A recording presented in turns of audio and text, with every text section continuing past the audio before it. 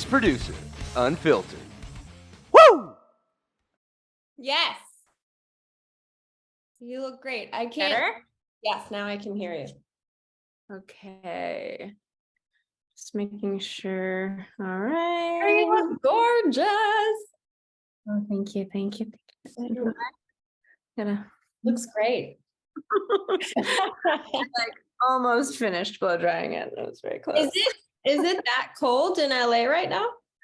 It's been really cold and rainy in the last couple days. That sucks. Well, here there's a hurricane right now, actually. Oh shit.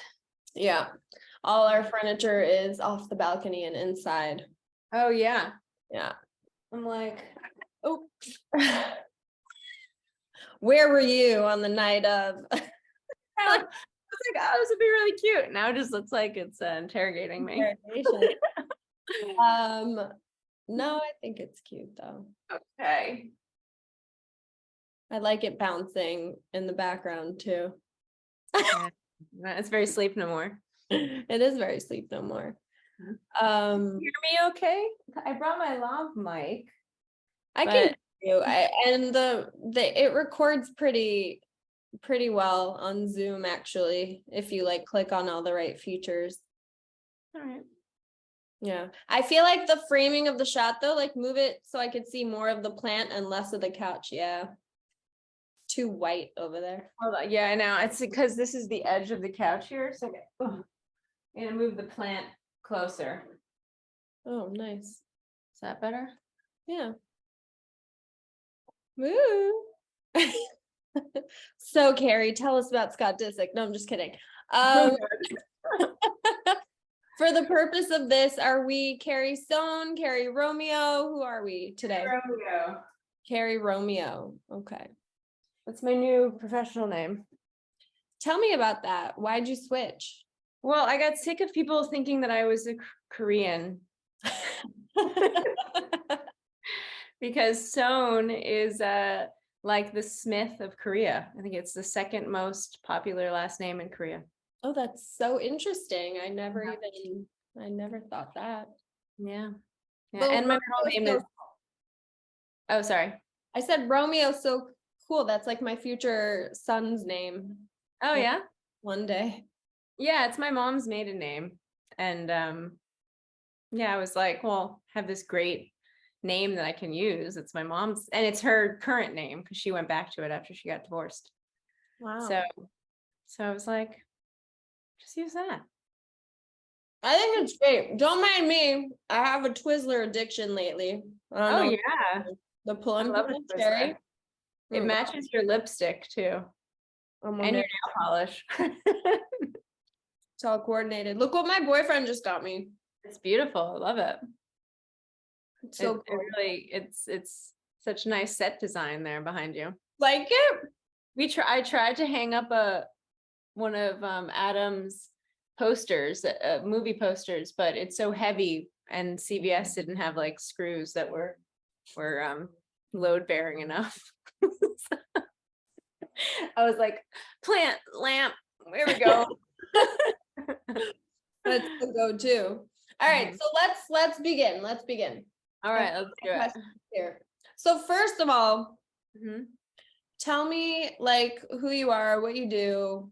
How would you describe yourself? My name is Kerri Romeo. I'm an actor, writer, producer. I've been a lot of things in my life, but those are the things that I am currently doing. What's your favorite out of all of them?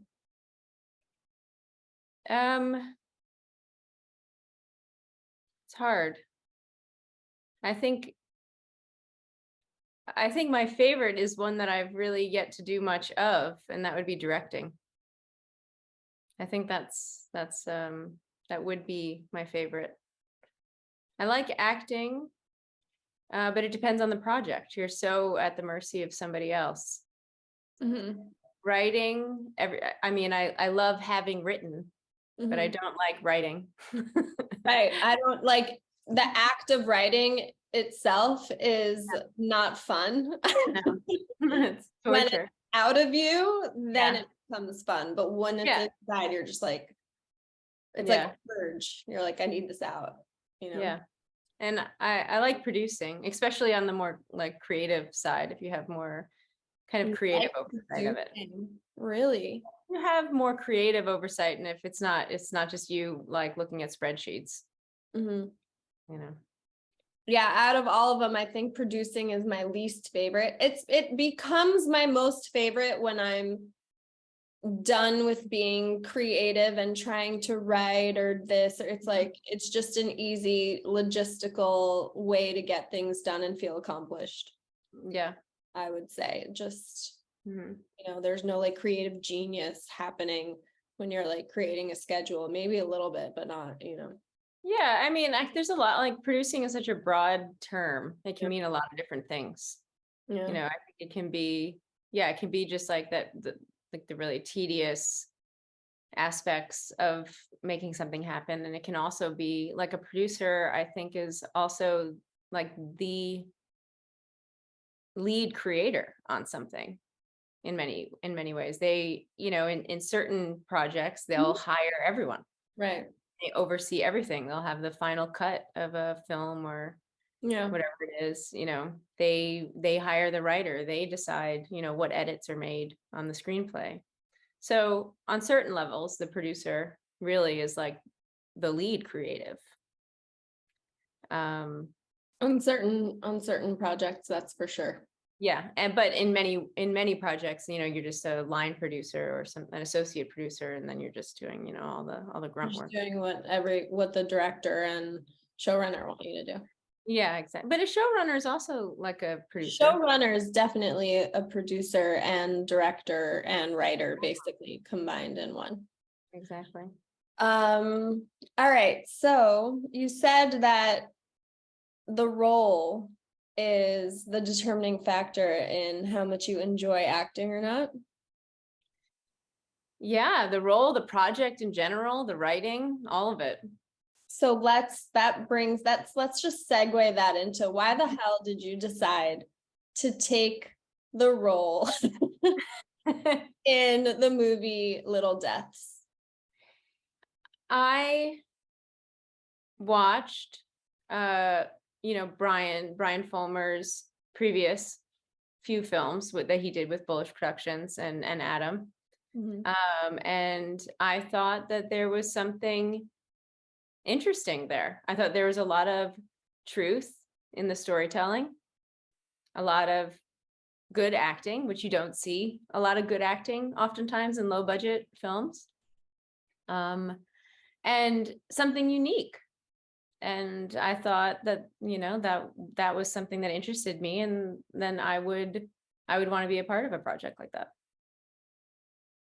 It's so interesting looking back now, you know, like when I called you, and then I'm just remembering your audition process on Zoom during COVID, you know, how has the audition process changed for you pre and during COVID?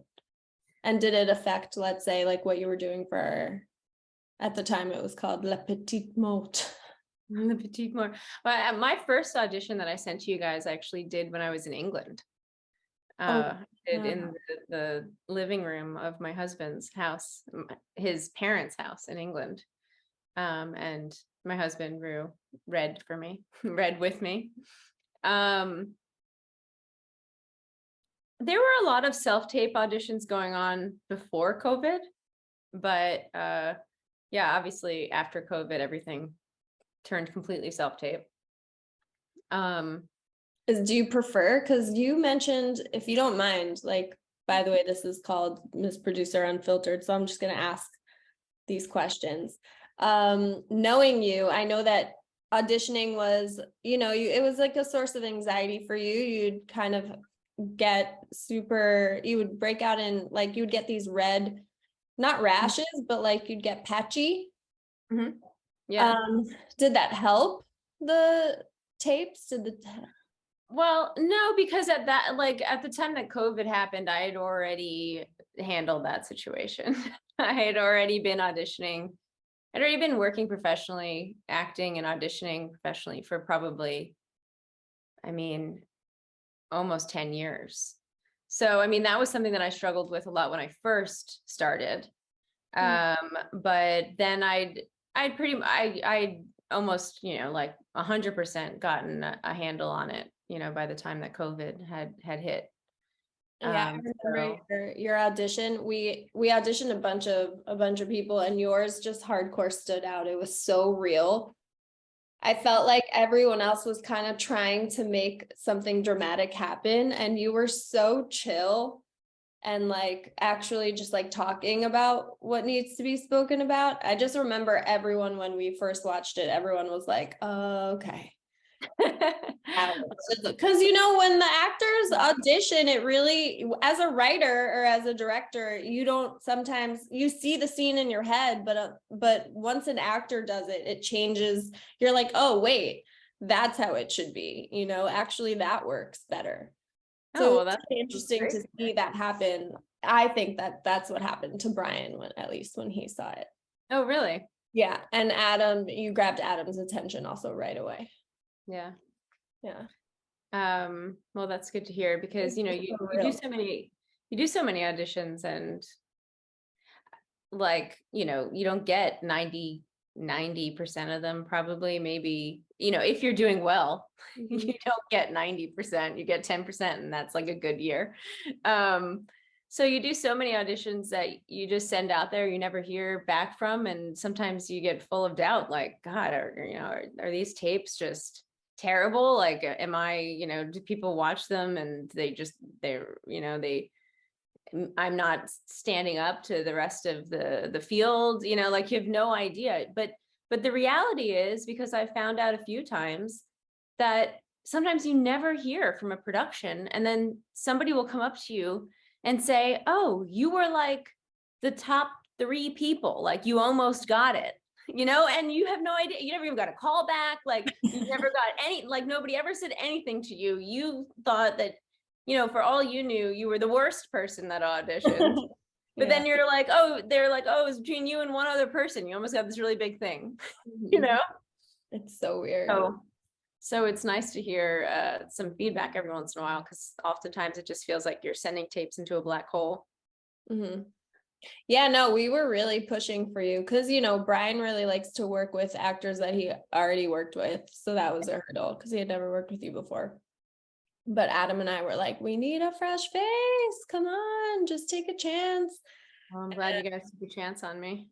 I am too. The movie's so much better because of you and because of you, so I'm just really happy about it. Now let's tell people what this movie is. What is this movie about? Where did we film it? Well, this movie is about a millennial couple in sort of a post social upheaval. I don't want to say apocalyptic, because I don't think it's quite apocalyptic, but post social upheaval and societal semi-collapse, living on the outskirts of the city that they used to live in, just trying to survive, and then also dealing with their relationship on top of it. What was it like? It's so funny, because Kerri and I went to acting school together, and that's where we met. And for such a long time, I really wanted to be an actress, but then I remember when I saw you on set doing all the things you had to do, it just clicked for me that I made the right decision in my life, and this is something that I don't ever want to deal with or don't ever want to do. You went through some really, really harsh, tough conditions. What were some of the ones what was the hardest? What stood out the most? Well, we filmed in the jungle, pretty much, right? In the Yucatan in Mexico. And we filmed on an old hacienda that used to be a rope factory. And we didn't film in the renovated part of the hacienda. We filmed in the one building that they hadn't renovated. So it was just full of dust and, bird shit and spiders and what? And bugs and and birds. There during a scene, colony of birds living in this building. at any moment, shit could just come crashing down. And it did many times. Yeah. And we filmed in that location for 2 weeks Straight. Yeah. So it was definitely the hardest shoot that I've ever done. Inhaling all that dust. I mean, long hours, not knowing which scene you're going to shoot the next day until that morning. Yeah. I had the printout that I requested from you guys. Mm. And I would I'd get up and I'd be like, what are we shooting? And I'd go back to my room and I'd take the scenes and put together my sides and then like quickly try to start memorizing everything I hadn't already memorized. But then we'd get on set and Brian would tell us, to throw the script away anyway. And also you had to do makeup. But then also do it again, do the script again. Throw it away. But then also, wait a minute, didn't the script say, like I said, don't pay attention to the script. Oh, well, I don't know, maybe we should do the script. Missed a line, but you just said not to do the lines. Yeah. I have excellent footage of Brian telling you to like embody 1,000 years of like mankind. We need that BTS. We're putting a BTS folder together right now for all of our marketing. You should hit up Zebikok for Life BTS WhatsApp group. Yeah. No, I think I got all that. I think I stuff. think I downloaded all that stuff from there. I really hope that they put something together, like a long BTS round. We just started uploading a bunch of stuff to Google Drive, so we're gonna go through it and kind of see what. I mean, we have so many gems. I was watching the video of you hitting the soda machine, trying to get a water out. Oh my God, I don't even know what that is. What was that? We had that lone soda machine in the resort where we stayed in the middle of nowhere. Yeah. We had one soda machine that just beamed, like an oasis in the desert. And you were trying to get some water or Diet Coke or something out of it, and it wasn't coming out. And I just have a video of you like hitting against it, like come out. It was probably just, those were the things that were just extra frustrating. At the end of a day, like the days that we went through, we didn't have, like we had to find a jail, and we didn't have that until the day before. And it's not a place where you can call and find out. Like you need to go drive somewhere that's 45 minutes away because there's no phone. You need to put in a food order in person. You need to go pick it up. It's not like the easiest place to find locations, It was insane. Yeah. It was insane. I mean, just finding the jail that happened to have been across the street from the church that we used instead of a hospital, that happened to have been 20 minutes away from the cenote, that stuff was found while driving on the road and not being able to make a meeting or not being able to, I just literally looked around and I'm like, wait, that kind of looks, maybe we could use this random rundown church. And then it's like, who are we talking to now? Like, who owns this place? It's in the middle, it's bumblefuck. There's like a kid on his bike and I'm like, hey, does your dad own this place? And he runs off. Then I'm like, okay, shit, I scared him. Then all of a sudden his grandma comes out. He's like, mi abuela. And then she's like, I'm telling her with the translator, we'd like to use this for the film, whatever. Yeah. And then she makes him get on his bike. to go find his dad, so now we're waiting for him to go bike around, look for his dad comes back, and then it's just like, I don't know, it's magical that something could happen like that, but you're also realizing like, holy shit, is this gonna happen or not? Are they gonna be here tomorrow? Are we gonna, what are these coordinates? I don't even have service, You guys, I don't even know, like, I wasn't part of, obviously, of that part of the filmmaking process like you were. Did you guys secure that the day of or the day before? The day before. The day before, yeah. The day before, and we had given up because we went to the actual prison that they turned into a museum, but they were like, you have to call the guy. Maybe he'll be here after 2 p.m. Yeah. Maybe not. I'm like, okay, But you guys got incredible locations at the same time. Like, it was luck. It's insane though, because the locations that we filmed in is probably one of the best things about the movie. I think so. I think so too. I think everything came out so gorgeous and it worked out, and it had an authenticity to it. Even that random bombed out car in the middle of the field over there was just there waiting for us.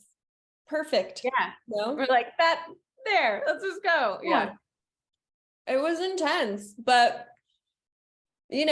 people really rallied. Like we were going to send David Gordon down to the bottom of the cenote without scuba gear. Yeah. Brian's like, just breathe. He'll be fine. Yeah. But people rallied. What's his face? Well, I forgot his name. He came all the way from Cancun, drove his ass like 6 hours, extra scuba gear. Then he turned into one of our actors. I happen to have loved his acting, by the way. Pablo. Was that his name? His name is Pablo. Yeah. He was the most charming guy on set. Yeah. I don't know. But I think just also the sense of community that we had over there, filming on location and getting to know all the locals, and that was really nice. Yeah. All the kids that were so excited to be in our movie. Yeah, absolutely. And like, unlike filming in LA, everyone was there to make a movie. They weren't there to like complain about Crafty. Or like people did complain about Crafty. What? People did. People had the audacity to complain about Crafty. I'm like, we're in the middle of the jungle. Eat this fucking cracker. I know. Our Crafty was crackers and spicy peanuts. Yeah, those peanuts were fire. Literally. We basically bought out the one bodega like in the entire town every day. We probably sent their kids to college. Literally. Those cookies. Wow. We're like, we'll take everything. Just everything you have, all of your water. That's really what happened. And then we started paying them too with like potatoes and carrots and like I think that was the extras when we ran out of cash. When we ran out of cash, they were taking sacks of potatoes from us and candy for the kids. It was really cool.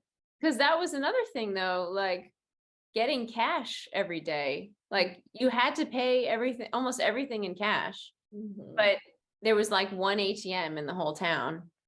And it never worked. And it had like a line, like a 45-minute line every day, and it would only work until noon. And and you could only take, $2,000 out a day or something like that. And that's when Fabian would come in. Yeah. We sent that guy all over Mexico to find ATM machines. Literally just told him, do what you got to do, hit up 3 or 4 of them, go into Merida if you have to, just come back, take our card and come back with cash. So intense. Yeah. Best experience / worst experience of my life. Yeah. The scorpion situation was real. Do you have any pictures of the scorpions? I do. I have videos of the scorpions and Oh, lived in my shower. yeah. Remember when you yelled at me on set actually because I was like freaking out and you're like, just shut up because you thought it was a baby scorpion, and then you came to my room and you're like, oh shit, these are real. Do you remember that? Well, yeah, it was also because like it was, 1 a.m. and we were trying to finish the scene. And I was like, I will help you with it after, okay? Like I've been breathing in dust for 4 hours. You're like, I'm faking orgasms here with dust coming in every time. Yeah. So intense. My friends and I actually sat down Friday night to watch the film. Oh, you And did? yeah, everyone loved it, by the way. Oh, yeah. The good feedback. I mean, obviously they were like, this is fucking weird. No. Yeah, it's a weird movie, but it's really great. I think it came out really great, and I think your acting shines. Thank you. Again, thank you for that. Yeah. I think that it is almost, it's like an art.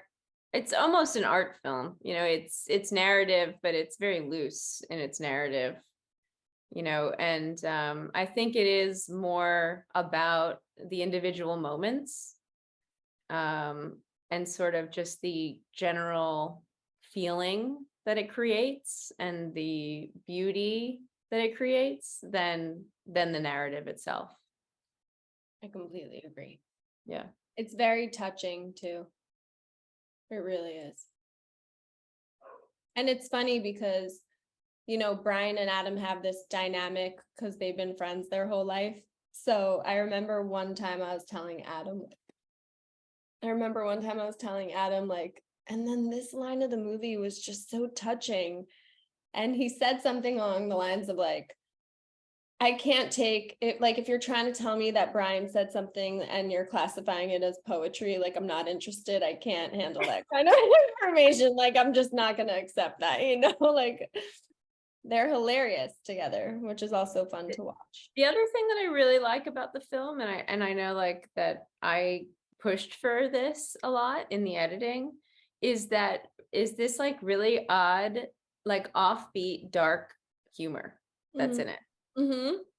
And I hope that comes through. It comes through. My cousin was cracking up a few times, during like really intense dark scenes. Yeah. It's like there are multiple moments, I would say like probably 5 to 10 moments in the film that are so quirky and sort of funny in like this really dark way. Mm-hmm. And I love that about the film because it's incredibly unique in its, And that's Brian for you. Yeah, but I will say that I pushed for the inclusion of that. Mm-hmm. Because he really didn't. He kept cutting them out. He kept cutting all of those funny moments out. Because when you're already sick of looking at your own jokes, your own humor, your own, like, you get to a point where you just want to slice the whole movie out. Yeah. And you can't watch it anymore. And you're like, I don't need this scene or that scene or this scene or that scene or this scene or that scene. When you hear the same joke a few times, you're like, this actually isn't funny. Let it go. But it is. It is. You just can't hear it anymore or feel it. Yeah, it's really hard. It's really hard. And hard. I think it's hard for Brian too to know who to trust when it comes to that kind of stuff too. He does everything himself pretty much. And I think it's hard for him to take other people's opinions on board sometimes. As we know. But I did push for that, and that is one thing that he conceded on and included more of, which I was happy about. I'm really impressed with you. Talk about an actress taking initiative in the post-production process. Like, I was not expecting that from you at all, especially because we didn't pay. We paid you the most we paid anyone on the film, but it wasn't a lot of money. Yeah. especially for all the things you had to endure. So just seeing how you like rallied even after the film was after it wrapped, and seeing how much like you really have a passion for it and you really go after what you want, and it's great because you're not afraid to do that. You'll get annoyed, but you will speak up and you will Yeah. say what's on your mind, and I think that's great no Thank matter you. the consequence. Yeah. Where did you get this from? Like, is that something that you always had as an actress, or now you feel more comfortable and you could, like, as a younger actress, could you do that? Like speaking my mind and standing up for myself. Yeah. No, I think that that is something that's developed over years, because it's a tightrope always as an actor, working with a director. You want to give the director what they want, but then at the same time, you need to be true to yourself as an actor. And in the beginning, the first few projects that I did, I learned from my mistakes of like either wanting to speak up about something or speaking up but not standing my ground hard enough. And then seeing the finished product and seeing that like I was right, my instinct was right. And after a while of that, you develop a little bit, of like, I know what I'm doing. And like, I'm going to collaborate to a certain point, but also there's a certain amount of like, if I really believe in something, or if I really think something needs to happen, or I really think this isn't working, I'm just not going to do it, or I'm just going to do it the way that I'm going to do it. Because you just learn it in the end, it's you up there, everyone's watching, so in the end, you have to protect yourself and you have to protect your own performance, because you have such little control over your performance in film, because you're at the mercy of everyone. You're at the mercy of the writing, you're at the mercy of the director, you're at the mercy of the editor. And so, you have to protect it as much as you can, because you have such little control. It's not like the stage where it's just you. And it's a Pulitzer winning play. And so Do you think that you're going to be able to carry that into bigger productions, or do you think that part of like the camaraderie that we all had, we're all kind of in the same age group, also helped with that as well, and that I was like a close friend? I mean, I probably was like more off the cuff because of that, to like to the benefit or detriment. um, but it is something that I've developed in general. And sometimes it ruffles feathers, but usually if it's ruffling feathers, then like that bird is not the bird for you. Yeah.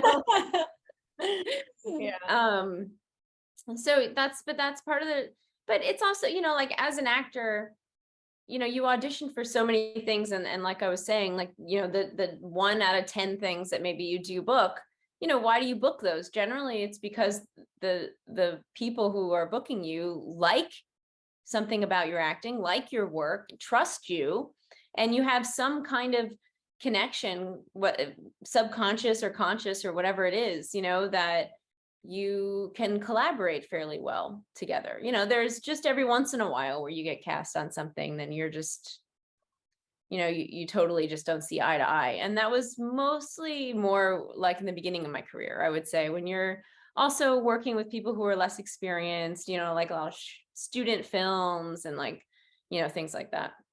Yeah. So tell us a little bit about your experience acting from day one. How did you start? When did you get your first big break? I started acting when I was 13. I did a play called The French Cafe. No, it was a production called The French Cafe, which was like an immersive production in my junior high school. And we did a play called Treasure Island, and I played a pirate. and I yelled at my school principal because we took him captive because it was immersive and he wouldn't stop talking. And I told him to shut up or something. And like, I was like the hero of the junior high the next day. I was like, this is it. This is all I want to do. And then I did a few plays in high school, and then I went to college and I concentrated more on writing.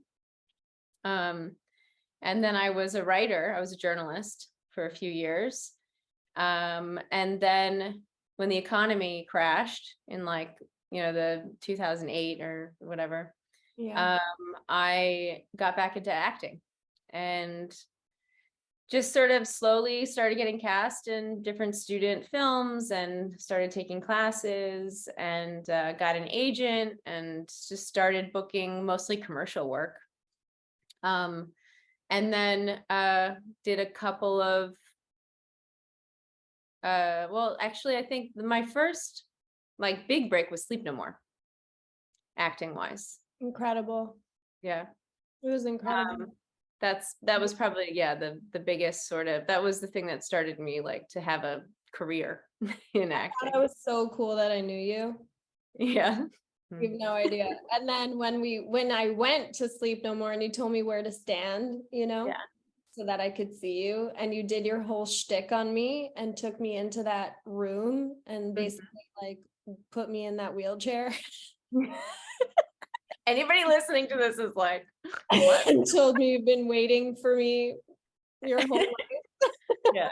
I believed you. I was just like, oh my God. It's an amazing production in general. Incredible but just having production. you be there and take me through your world was one of the highlights of me first. Like, I was just first starting out into that acting scene in New York, like I had no idea. I came from corporate America. So I was like, oh my God, these are my people. Oh my God, now I know the actors in these places. Now I know the piano man at the bar. Like I know the entertainers, So yeah. So Sleep No More was, I did Sleep No More for 4.5 years up until COVID. And it was amazing. It was an amazing thing to be a part of. And it was also like such great training as an actor. How so? Because in Sleep No More, most of the actors do those one-on-ones, which are just the same scene. So the main scene that I did, the one that you got, that one-on-one that you got, I did over 5,000 times. That is so intense. Yeah. And it was different every time. Keeping that fresh and being able to go to those emotional places over and over and over again in the exact same scene, and having to just, that's like the ultimate acting exercise, I think. Yeah, because you're constantly having to reach a specific goal, but you have to get there through different paths, and you have to find a new. Exactly, because your paths, become worn and they don't work anymore. Or sometimes something's just not, it's not clicking one night. You got to go from a different angle, That's so intense. More than 5,000 times. Wow. Yeah. That's like Al Pacino status. Wow. It was amazing. I don't think after that, and then you saw on set, how many, I would do 25 takes sometimes for Brian. Oh yeah.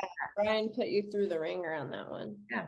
Especially like the random ones where you just had to walk. Yeah. Well, those I'm like, okay, I'm just walking. Like, how many different ways can I walk? Like what kind of a walk are you looking for? Because we've done this 32 times now, Yeah. Wow.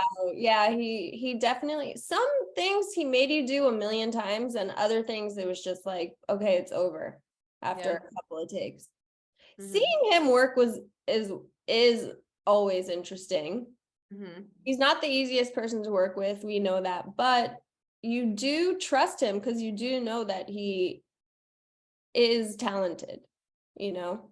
You trust that he's not going to tell you something was good if it wasn't. Oh yeah, that's for sure. And I like that about him, because I've worked with so many directors that you do something and I'm like, I don't think it was it. And they're like, nope, got it, moving on, and then you watch it and you're like, it could have been better. Yeah. And you don't risk that with Brian. Oh, I'm gonna say poor Adam. I have footage of him being like, that was shit. Yeah. What are you doing? That's not acting. Like, Right. really. He was a little nicer to me. He was pretty brutal on Adam. Well, they have a different thing. That's not even like director actor relationship. That's just, I know you my whole life. What are you doing? Where are they? Are they over there? Bring them in. No, they're not. I've placed myself. What? Adam too? Yeah, no, he stepped out. Oh, interesting. We'll get him on the next one. Yeah. So tell me more about your journey and what is I would really like to know your point of view on being an actor in New York versus in LA. Oh goodness. Well, it's hard because, I've been in LA only for about a year and it's still sort of COVID. So I don't know if my experience right now is like exactly how it always is. No. By the way, you can text Adam and see if he wants to come by. I'll call.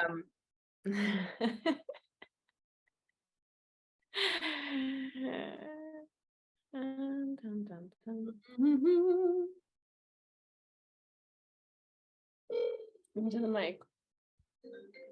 Oh shit! His phone. Home? Oh, he always leaves his phone.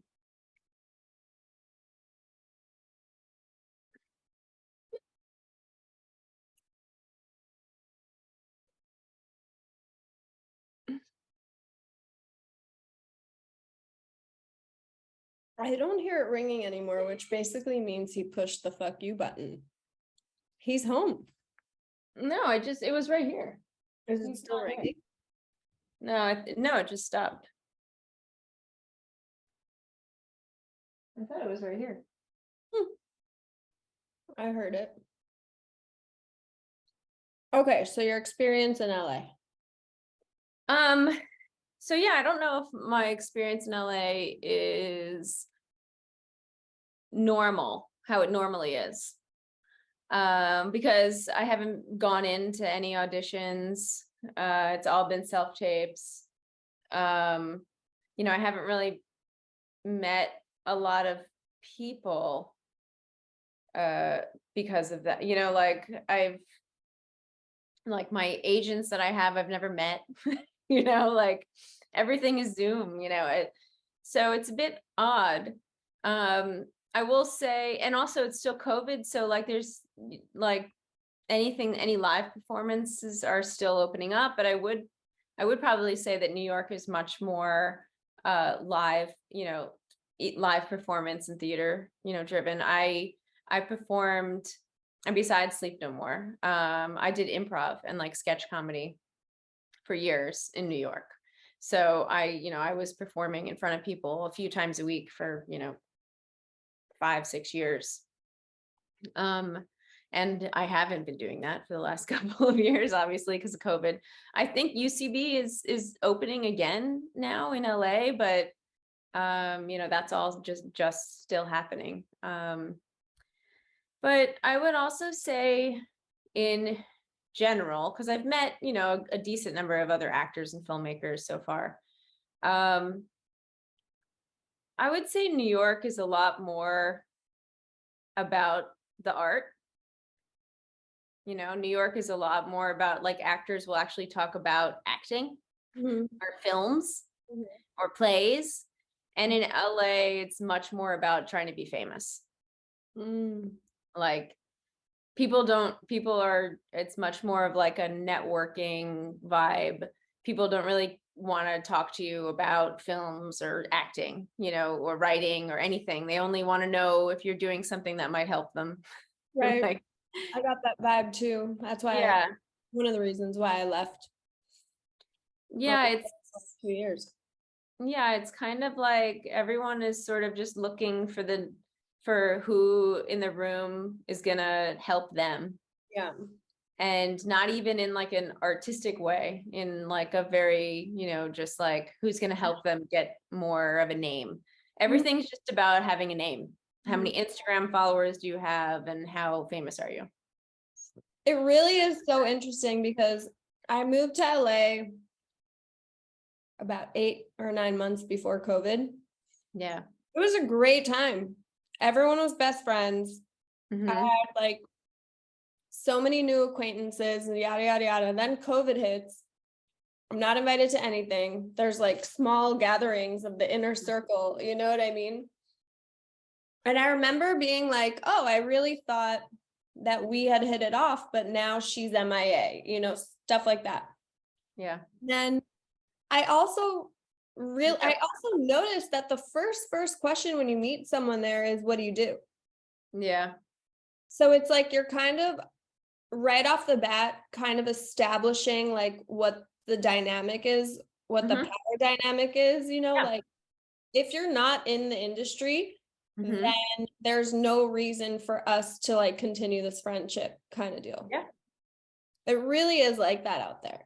Which is so interesting because Peter and I met this couple a few months ago, just being out, and we were like hanging out, and we went to Burning Man together, and we go out together and this and that. And I think it was like 2 months into our group relationship of all of us hanging out that the girl said to me like, oh, what do you do, by the way? This is 2 months later. We've been hanging out, we've been having a good time, we've been getting to know each other, but that specific question never came up, which is so, so different. Miami is so different. Everyone just wants to go out and have a good time over here. No one cares what you do. I mean, people in Miami, because I lived in Miami. We went to the same college. Right. Not at the same time. I think people in Miami, it's a party town, it's a vacation town. I think a lot of times in Miami, people are trying to get away from what they do. It's good vibes only. Yeah. It's a good time. It's true. And here it's also very like, people say Miami is very materialistic, and then so is LA, but it's different. In LA, it's more about like status and relationships and networking and social climbing. In Miami, it's more like, I'm gonna have this really nice car. It's more materialistic with items and less with your soul here. You know what I'm trying to say? Like the fakeness is not the relationship. The fakeness is like, I'm driving a Ferrari here that I obviously can't afford. I rented it for the day to make an impression on people, but that's that kind of fakeness is here. Whereas the relationships in LA, it's the only city in the world, and I moved to a different city every year, where I didn't cultivate a real relationship with anyone new. Yeah. Only people I knew before I moved there. Yeah. Lonely town. It is. It almost feels like, I think I said this to somebody, I was like, LA, talking to people in LA makes me feel like I'm the nerd in junior high school again. Wow. Like I'm not in the cool crowd, like I'm not cool enough for those people to like want to hang out with me or want to talk to me and like, I'm pretty cool. Pretty damn cool. Done like some pretty cool stuff, and I never felt that way in New York. I've never felt that way anywhere else. Yeah. I don't, it's strange to me because it doesn't even feel warranted. Yeah. It's like, it's almost like people treat other people that way in order to even just make themselves seem more important. Like that they even don't even like they haven't even gone far enough to actually evaluate whether that person can help them in their career. And they literally are just putting people down or like not like giving them attention just because that makes them seem like they're more famous or they're more important. Yeah. It's Crazy. crazy. But Yeah. I can say that the cool thing about LA is that it is a place, because if you think about where everyone's head is at, you're you're very far away from the rest of America, and the world. It's super far away, Flights from New York, we grew up in New York. I mean, flights from New York to Europe to London, it's 6 hours, to LA, it's 6 hours. Yeah. So it's a place where people are going to pursue their dream.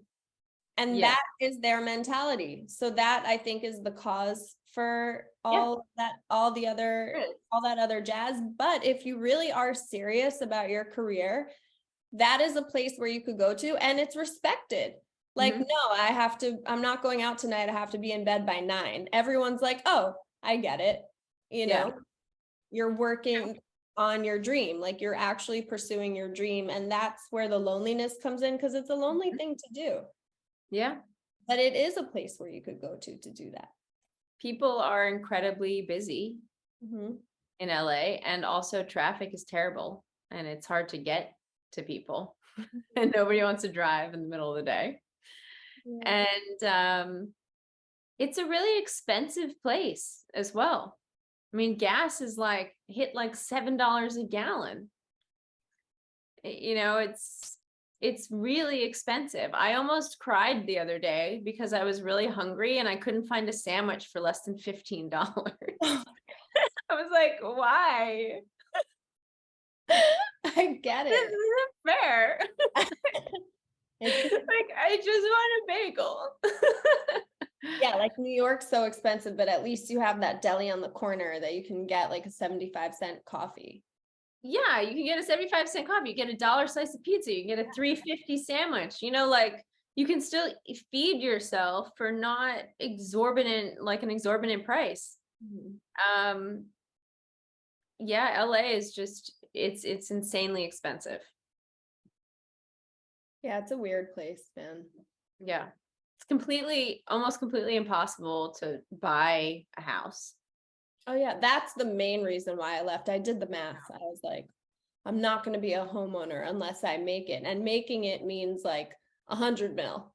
Like, let's be real, And that's not even, nothing's ever good enough. Everyone there has a nice car. Everyone has, it's come to a point where someone asked me, what kind of a car you want? And I was like, a Porsche would be cool. And they're like, basic. I'm like, what?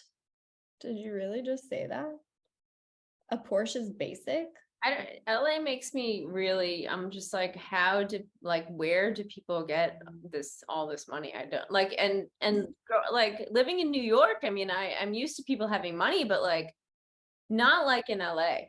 It's a different level. I don't understand it. I don't, because you can't buy a house in LA for less than $1 million. Mm-hmm. And it's the size of the bathroom. And it's tiny, even for $1 million, you get 2-bedroom, 1 bath, or it's like in a bad neighborhood. 100 square feet in a really bad neighborhood where you find needles on the floor.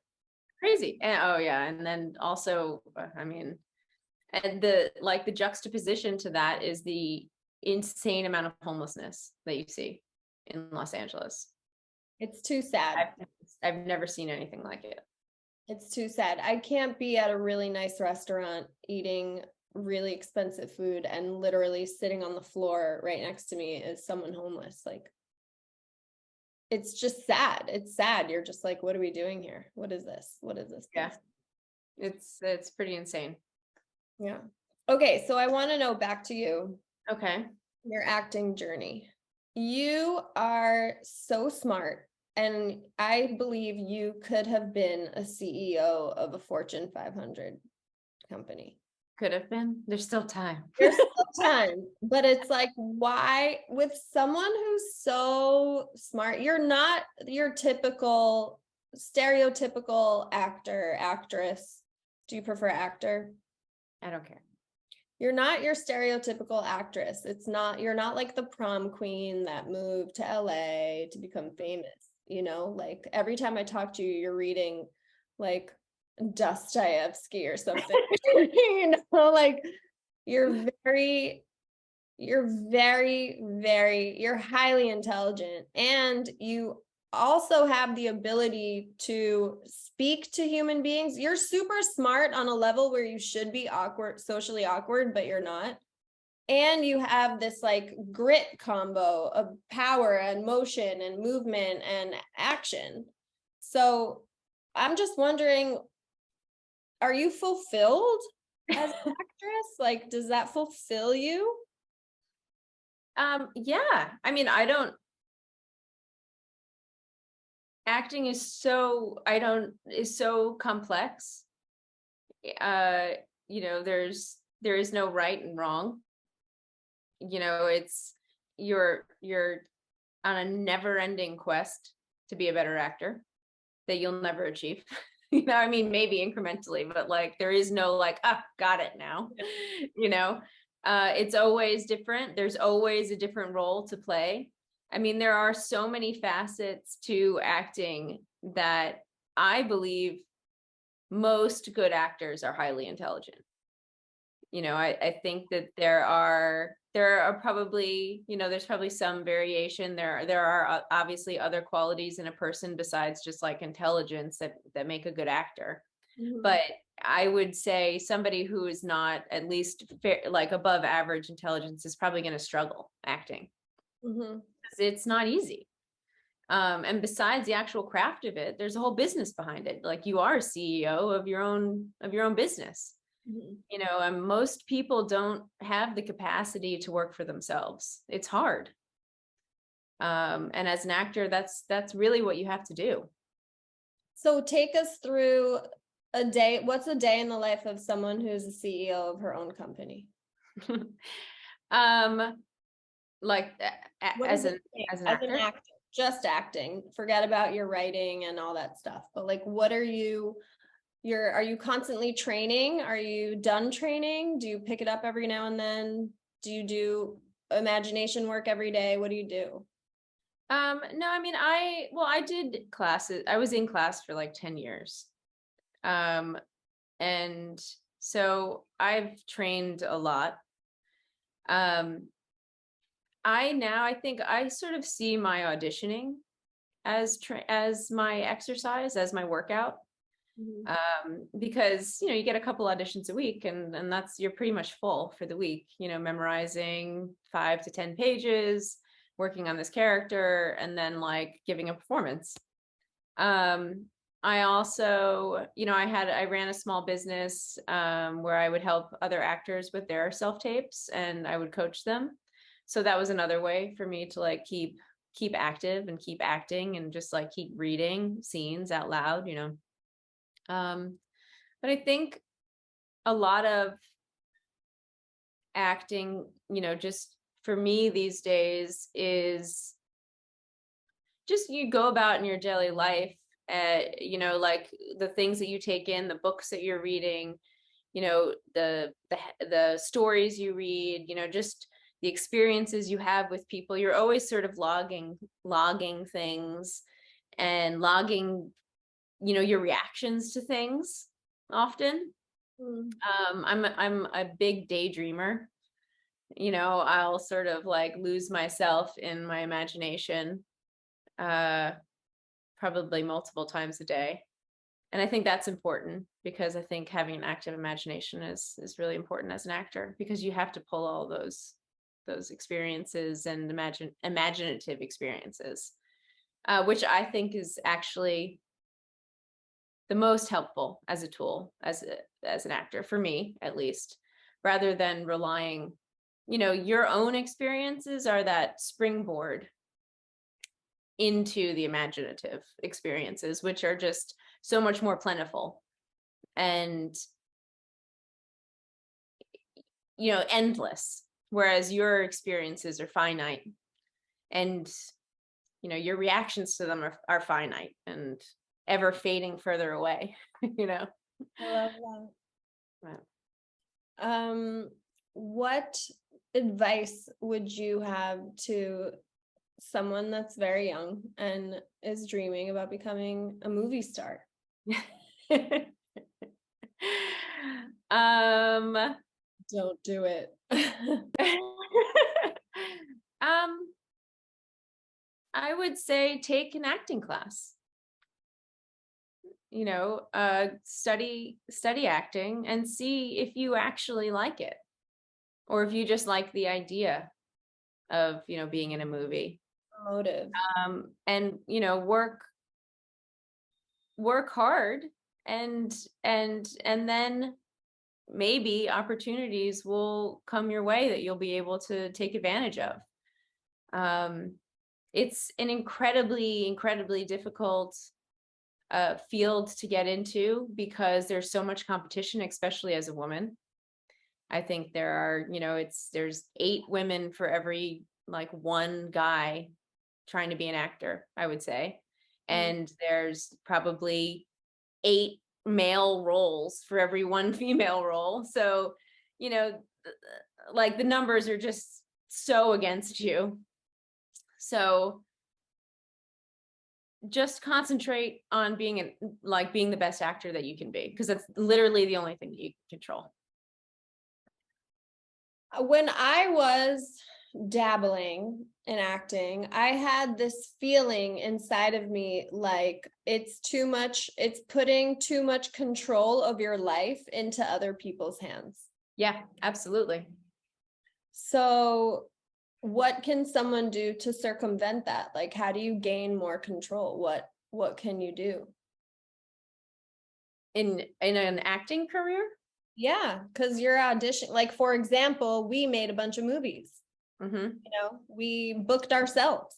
Well, yeah, I mean, that's what you can do. I mean, but then you're going outside of the acting, but that's the best thing to do is to take the control out of other people and do it yourself. There are so many other aspects besides acting that go along with this whole career trajectory, whether that's theater or film. You can write, you can produce, you can direct, you can do all of those things. So that's the question. Is just acting enough these days? It depends. It depends on how lucky you are.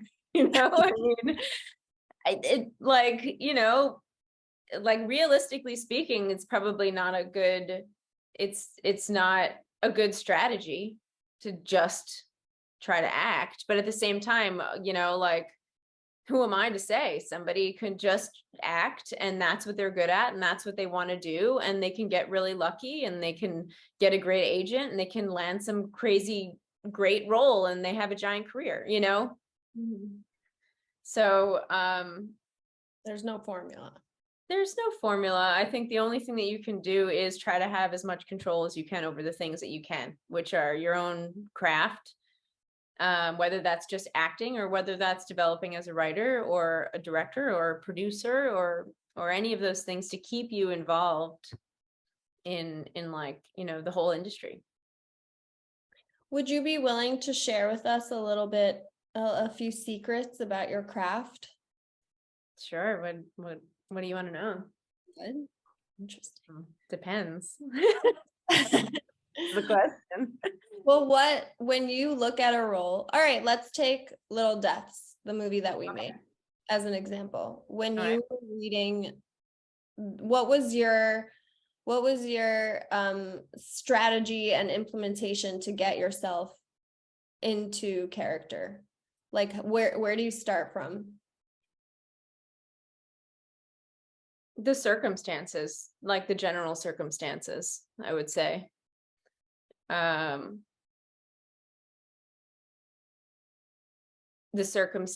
overarching circumstance.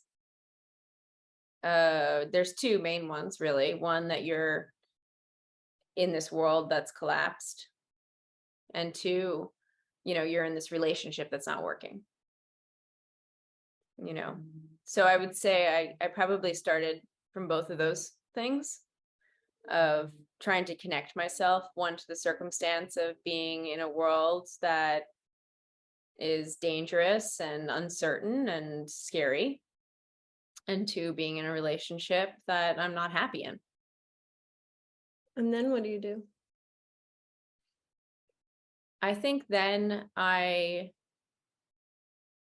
think about the physicality of the character, herself. And I think about the overall story that we're trying to tell. There were 2 different physicalities in Little Deaths because I play 2 different ages and 2 different sort of times in my life. One, I'm younger and it's before all this bad stuff has happened in the world. So I worked on like 1 or 2 physicalities to try to differentiate. And I think that came through. You did. You can see it in your face when after you meet Adam for the first time, Adam's character.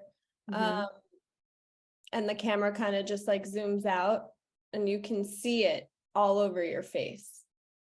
You know, how much younger you are how naive you are. It's written all over your face. It comes through and you don't even say anything. Which is, I'm glad, because that is something that I thought that the flashbacks would be the hardest thing for me, because I'm not good. Like in the flashbacks, I worked on connecting myself to like a more less self-assured version of me. You know, I think it was like I saw the film as a transition of a girl to a woman. You know, and I wanted to show that. I wanted to show like a young girl and then a woman who's taking control of her life and taking care of business. And taking care of exactly, you know. And I think that the latter part of that is easier for me to connect to. And the vulnerable, young, naive, you know, less informed, more optimistic, that side is harder for me to connect to. I was very impressed with how vulnerable you were in this film. It's something that I remember during our time together in acting school you were working on. What's interesting is that even as a woman who was taking care of business, you also had to show a vulnerability in that aspect as well, which I think may have been even harder than showing it as a naive girl. I don't know. There were so many obstacles to overcome in the other one that I didn't have to think about showing the vulnerability in the present, you know, or in the later scenes, because also I would, you know, there was so many hardships that that character was dealing with, so many terrible things that were happening, you know, that was like the base, and like everything else was the cover up. You know, so like I think when that comes through, that's just the given, those are just the circumstances coming through. Yeah. You know, and that's, you know, that was easy, you know, because the stakes were so much higher. Like it's so much easier to connect to a vulnerability when things are like that bad, you know, whereas that vulnerability of just like youth is harder for me.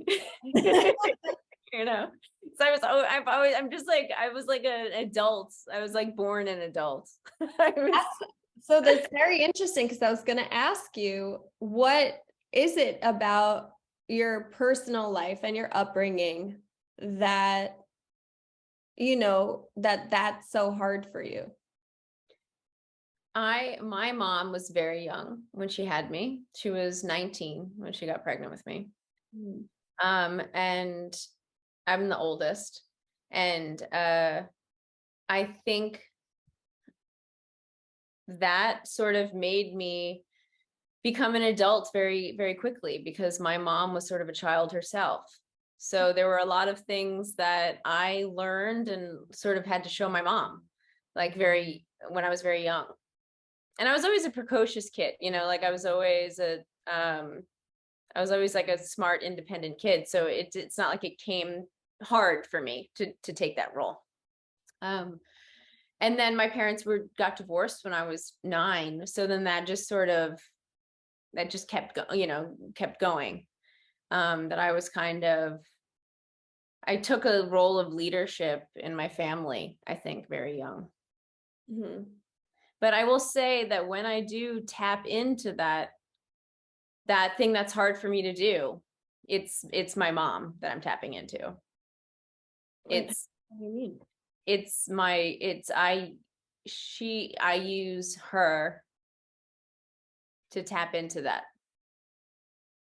because my mom has a beautiful, like, childlike, pure quality about her, even now, but especially, when I was growing up. And I mean, she's lovely. I mean, my mom is like wonderful and like a lovely, lovely person. And I think as a kid, I had a lot of resentment towards her not being more of an adult. And, as an adult, I have like a real fondness for the way that she is. That's so nice. But Really nice to hear. yeah. What about your dad, the famous football player? What about him? What's your relationship like with him? Because I recognized when we were in acting school that everyone was there. Everyone, and this might be a taboo thing to say, but I think that all actors have a little bit of inside of them, they are seeking some type of validation that they didn't receive at home. I think that was the main theme that I noticed. I'm very observant in everyone. And it was also a very intimate setting, and we were all sharing a lot of dark, deep secrets about ourselves in our exercises. So, feel free not to answer, but kind of just give me an answer. I have a good relationship with my dad. I think I have a better relationship with my dad than my younger sisters do, because I had more of a relationship with my dad. I was older when my parents got divorced. My dad has always been very encouraging. I would say he's a huge reason why I'm an actor, because he's always encouraged me to live wildly. Like, he's always encouraged me to do whatever makes me happy. I mean, that's been kind of the motto, and that always was the motto. He's done some wild things in his life and made some grand mistakes. And I think my younger 2 sisters have a little bit of resentment towards him for that, and I sort of really appreciate him for that.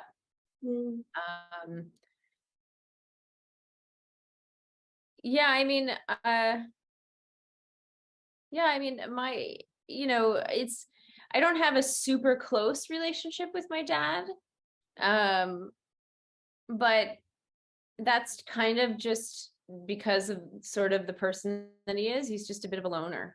And I'm kind of a bit of a loner, so I guess it doesn't really I think you're bother me. similar. You're similar in that way, probably. Yeah, I mean, I think, he's a high achiever, right? He was a professional football player, and you don't become a professional football player by, having the best social skills. Like, you become a very high achiever often in this life when you have tunnel vision, and you passionately and sometimes detrimentally to everyone around you pursue a goal. And often that's the only way to do it. Unfortunately, it's most high achievers are not I think are have some problems in their family and social and relationships. It's definitely true. It's definitely true. My sister and I talk about it all the time. Like, why are both of us so hardworking? And like, what are we doing? Where is this coming from? Yeah. But I think it's great when you can use things that happen to you as fuel to succeed. Yeah. And that what you just said about it's sometimes detrimental to the people around you, that basically explains the city of Los Angeles. Yeah. Yeah. I mean, it's slightly different, but yeah. I mean, it's, Everyone is goal oriented. yeah. They are willing to bulldoze. Yeah. Yeah, that is, I mean, that's an aspect to it for sure. Yeah. But I think that my dad and the way that he is has always given me permission to be like that. That's great. I've never been, especially by him, I've never been, kind of held. I can't, like, if I was like, Dad, I can't come to Christmas because I'm working, he'd be like, all right. I've never been guilt tripped because I needed to do something in my life. It's given me a lot of freedom, I But think my mom is more like, if I don't like call my mom back like after 3 hours, she's like, what's happened? I haven't talked to you in so long. And I'm like, Mom, it's been 3 hours. I get messages too, like, I haven't heard, it's 5 p.m. I haven't heard from you. I'm Are like, you okay? Like, what? Like, I'm working. So tell me a little bit more about how you met your rock star husband. Well, him and his brother, they're in a band called the Ruin Brothers, and they were hired to play at Sleep No More on Friday and Saturday nights. And I was working there, and I was working the full story of how you guys met. Like, I want all of it. I want wait, like, what do you, the first time we ever met? Yeah, like when he wanted water. Oh yeah. Yeah, so they were doing a sound check, and I was bartending at the time in the bar at Sleep No More, and we had a big setup. Okay, we had a lot to get done in a very small amount of time, and he came up and he's like, can I have pardon me, could I have a water, please? And I was like, okay. He's British, and I was like, okay, like, here you go.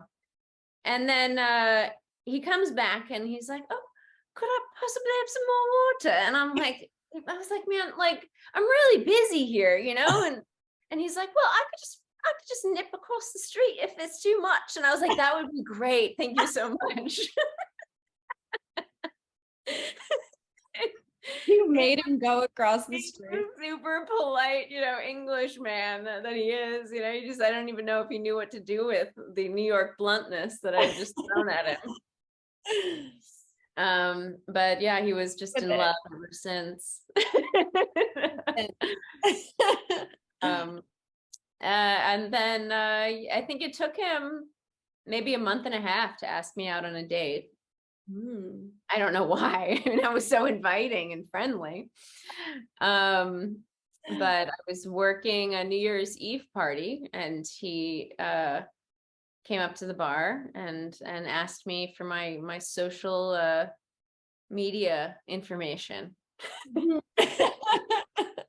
Gave him my Instagram, and the next day I had like 5 messages from him, and we went out on our first date, and then at the end of the date he asked me if he could kiss me, and I was like, yeah, I guess. And then I told him, he asked me if he could see me again, and I was like, I'm really busy. Because I was genuinely really busy, because it was like the last month of our acting program. And intense.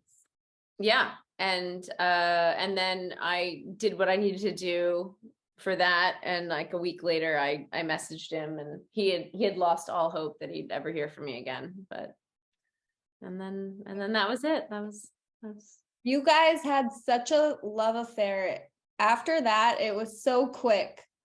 I remember me and my boyfriend at the time were like, why can't our relationship be like that? yeah.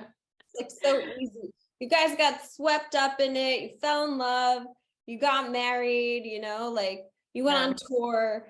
It was just like so easy right off the bat. Well, not easy, but it flowed. Well, he's like, I mean, one of the things I love about Rue is that he like,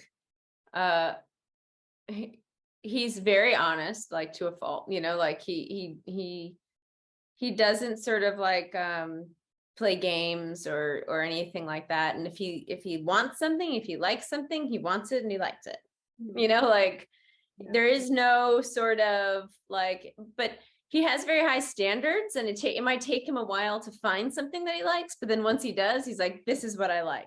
And then he just goes like, you know, 100 miles an hour in that direction. So that was sort of like our relationship. I was his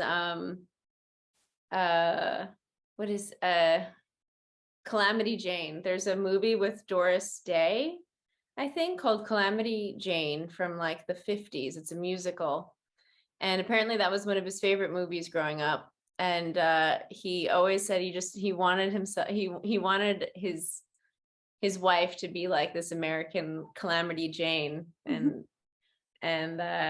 he just thought that I was it. So adorable. I really like him a lot. He just seems like a very good-hearted, good-natured human being. He is. He is. I mean, marriage is not easy. It's, you know, it's especially with COVID and living in an apartment, and him being a musician and recording. And he's also, I've told you, I think he's on the Asperger's spectrum, the autism spectrum. And so it can be difficult. It can be really difficult. But no filter. Yeah, also just he's very he has a lot of very strong feelings about things. They're like, you know, he's very bothered by a lot of things, like bright light or too much noise, or you know, so he can become very agitated. Which can be difficult, especially when you're in small spaces. Yeah. But he's a wonderful person. He's incredibly talented, and yeah, I love him. Love his music. Have you heard his newest single? No. Oh, it's the one that I told you he wrote about me. Did you send it? It just came out in the beginning of October. I might not have sent it because I want to play it right now. Oh goodness, sure. Let's give Rue a little shout out. I play it on my end here. Oh, you mentioned he wrote it while you were filming, right? Yeah. Another shout out. Rue did the score. Don't know what's come over you. You never been this way before. I don't know what's come over you, but it's getting real hard. Like a sci-fi dream or a story in the West that I don't wanna see. So I wanna know the end. Don't know what's come over you. You never been this way before. Don't know what's come over you, but it's getting real, getting real. You love me somewhere, I need you there to hold.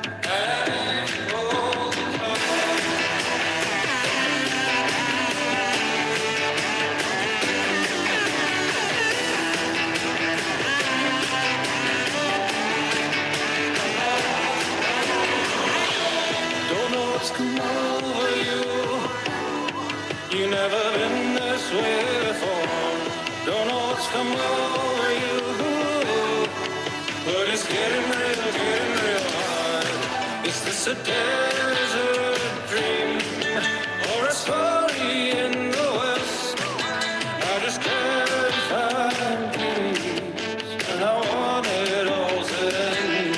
Don't know what's come over you. You've never been this way before. Don't know what's come over you, but it's getting real dark. And I want you all the time. I want you all the time. And I need you all the time. And I want you all the time. And I need you all the time. Don't know what's come over you. You've never been this way before. I don't know what's come over you. You've never been this way before. Oh, I like that at the end. I love their music. Remember when you came to my house in Long Island and we were blasting their album and swimming around? Yeah. Yeah. Tons of pictures. Yeah, That's so beautiful. It's the first single on their new album. They just signed a new record deal with a record label called Yep Rock Records. Very nice. Yeah. Good. That's great. He's fabulous. I love how their style is very old school also, which is what I love. It reminds me of the good old days. Yeah, that's Rue. I mean, it's his brother as well, but Rue is, I mean, he is like an old man. He is, I don't know how many times he tells, or he'll just come up to me sometimes and be like, every time I discover a new person that I like a lot, I find out that they're dead. Like, because they're so old, not like because they've died young or anything. That's so adorable. Yeah. I've got some more questions for you about nudity on set. Ooh. Okay. Was this your first time being nude and simulating sex scenes on set? Yes. I did one scene for like a student film for a friend of mine a long time ago, but I was nude on set and it was like a sexual simulation, but it was shot from the back. So you didn't actually see anything on camera. So what is it about it? Do you feel comfortable? Do I feel comfortable? Or yeah, I mean nudity, I think nudity and then intimacy are two different things. I am not particularly an exhibitionist, but I am not at all uncomfortable with my body. So I'm not like, it didn't make me uncomfortable at all to be naked in front of people. I just would always want to make sure that other people weren't uncomfortable if I'm like walking around, without a top on. But I think like intimacy is hard, and you pretty much were the intimacy coordinator on set, and everything was very choreographed. yeah. And I will say, Adam was a very good partner. He never made me feel uncomfortable at all. Like, he made me feel very comfortable. He was very respectful. And like, I think that that's the most important thing, because that can go wrong so easily.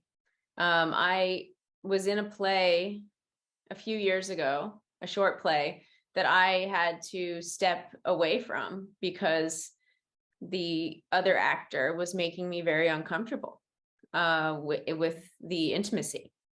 and he wasn't respecting my boundaries, and then he was sort of gaslighting me when I was speaking up about it and saying that he wasn't respecting my boundaries. And I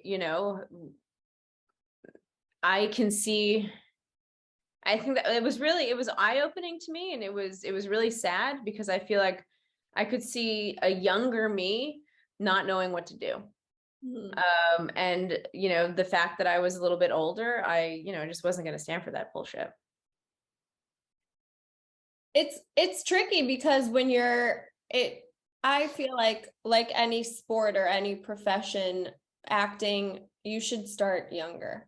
But then again, had I started younger, I could see where I could have gone mentally insane. Like you really need to know who you are, and you really need to have a backbone and a sense of self to not get lost. I think especially for young women, I mean, I didn't even start acting that young. I was in my late 20s when I started acting, like, professionally. And so I was just sort of getting the tail end of these roles that young women get presented with. And so much of it is sexual. Yeah. So many auditions, short films, unpaid student films, and they want you to have intimate scenes with people or be naked. And there's no intimacy coordinator. It's non-union. It's like, it's crazy. Yeah. I can't even imagine being like a 16, 17-year-old girl and just being thrust into that immediately. And everybody just wants you to make out with everything's going to be a romance. Everybody's going to just want to objectify you and sexualize you for the next 10 years, like most roles, probably a vast majority of roles for young women are sexualized. Yeah. And young women are not protected, because also like I was saying, the competition is so high for women in acting that everybody will do whatever they have to get the role or get ahead, or and most of those roles starting out, if you don't have a name, those like featured extra role, under 5 roles on like some TV show, they're all going to be sexual situations and nudity. Because the actors with more of a name aren't going to do it. So they need somebody who doesn't have a name to do the tiny role where you see your boobs and you're giving somebody a blowjob, and I, like I said, I only got the tail end of it. I was in my late 20s when I started, but it's still probably, half of the auditions, especially the big ones for TV or big films, like really good opportunities, would be nudity or sex. Yeah. I remember my first and only agent, because I quit right after acting school. Yeah. She asked me point blank, like, are you willing to do nudity? I said no. And then she said, but what if it was your dream role? Yeah. And then I was like, well, I guess. And she's like, well, you can't only do it for your dream role. You have to start doing it now. And she was kind of pushing it on me. Yeah. It's just really tough. Like, what do you do? Because you have to be really young to have a good run, but you also have to kind of mature and become a woman before you Yeah, it's and there are so many predators in the industry as well.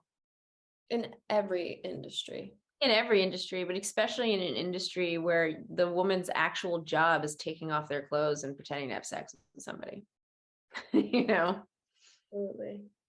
But you would be surprised, like, you're not protected if you're not. Like, I remember that was something that I told my parents when I was little. I wanted to be an actress, and they'd say, oh, you want to fuck your way to the top? And then I didn't do that. And I went into other professions, and I was seeing the same thing. And I was like, well, what the hell's the difference? I should have just gone after my dream, You're just interesting to me, and your journey is interesting to me. So is there something in your life that kind of like prompted you to pursue this acting career? Or was it just that moment on stage where you felt the glory, Or what about your life made you who you are? Oh God. Well, Brian trying to direct you on that. channel 1000 years of human history. I mean, I think I've always had an active imagination. I've always liked performing, even though I was shy and awkward. I was a gymnast before, so I've been performing since I was 6 or 7 in that capacity. But I've always been a movie buff. And I think the first things that got me into it, as a kid, were just like really great films that I wanted to be a part of. And then I think that there were a few things that happened to me in my life that kind of made me not want to take the cautious route in life, and to go, to just sort of do exactly what I want to do, what makes me happy in the moment, because you just never know, like, when your life is just going to be taken away. So why waste any time doing anything that you don't enjoy? I had a I had a pretty traumatic experience when I was younger of my mom was attacked in our home, and she was very close to not surviving. And so I think that was one of the first things that sort of jolted me out of like being this like nerdy, anxious, socially awkward kid that I was. And just pushing myself, out of my comfort zone and to do the things that I want to do, because I'm not a natural actor at all. Why do you say that? Because I'm an introvert. I'm a nerd, I'm like not the popular kid. I'm not the prom queen,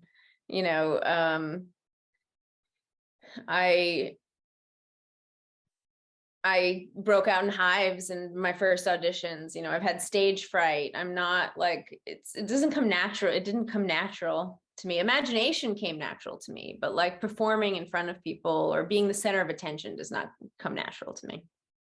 But I think that I enjoyed something of it, and I pushed through those things. And I think that what really defines people in life is not what comes naturally to them, but it is the perseverance, and it's the overcoming of the things that are in your way and pushing forward and being uncomfortable.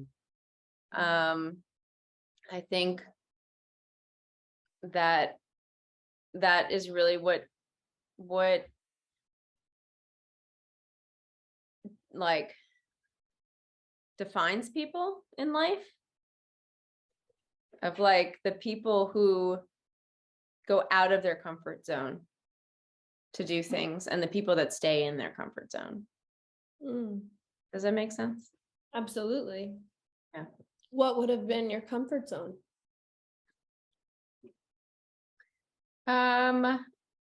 Just like, probably I was pre-med when I first went to college. I was always really good at the sciences, and I wanted to maybe be like a therapist or something, or,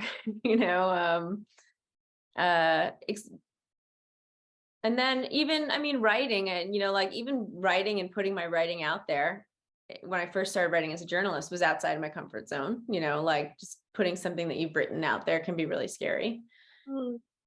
And then, to build on that, I think performing, and anytime you're creating something and putting it out there, I think it's nerve-wracking. If it's not, then I don't know, like you're some sort of steel person. Like, You're not a real person. You have no. Like, I don't know. But I think that vulnerability, like that real vulnerability, that you see when somebody does put something out there that is revealing and true, that's what people want to see. They don't want to see somebody who doesn't mind performing in front of people and, like isn't vulnerable, crying, and, like who's just doing it. Like, that's not interesting. It's much more interesting to watch somebody who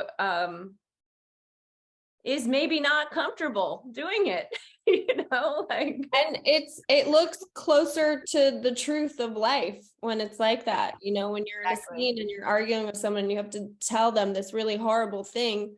Yeah. The moment you also you find yourself not wanting to say it because you're like, actually, like, this is fucked up, like you have that inside of you. It's scary. Yeah. I love it. Yeah. I miss acting, I'm not gonna lie, but it definitely fucked me up. Like, some of the exercises and the imaginative work that I was doing, you have to create like kind of new memories and implant them into your brain. And many of them are fucking traumatic. Yeah. And stay there with you. There's one that I have not been able to shake for years. Oh my There's goodness. just this one memory that is now a memory, but it never happened, but it's there. But in the end, what is the difference between a memory and a dream and a made up, sort of circumstance that you created in your head? There's not much when you look back on them. There's not much, but you don't have to live in that all the time, like professionally for your job. It's very, very, very hard. And I applaud you for keeping at it for so long. Wow. God bless you, Kerri Romeo. Thank you. I need all the blessings. What's your goal? What would make you happy? What kind of goals are you looking at for acting? I think that like acting in something and maybe like also directing or co-directing, having some more broader creative control over the project, doing something that I have some things in the works. I have some writing. I have a few writing projects that I'm working on, and a potential maybe producing, directing, writing, acting, all of it. All of the ings. Wow, I love that.